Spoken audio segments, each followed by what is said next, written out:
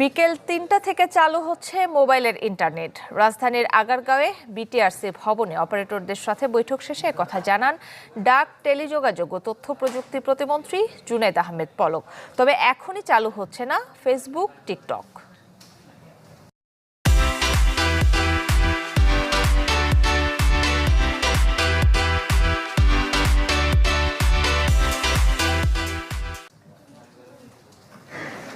কোটা সংস্কার আন্দোলনকে ঘিরে সংঘাত সহিংসতায় গত ১৭ জুলাই মোবাইল ফোনের ইন্টারনেট ও ১৮ জুলাই ব্রডব্যান্ড ইন্টারনেট বন্ধ হয়ে যায়।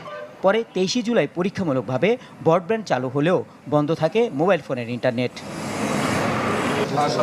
বিষয়টি নিয়ে রোববার সকাল ৯টায় বিটিআরসি ভবনে বৈঠক করেন মোবাইল ফোন অপারেটরদের সংগঠন association of mobile telecom operators of Bangladesh, international internet gateway IIG ও বাংলাদেশ টেলিযোগাযোগ নিয়ন্ত্রণ কমিশন।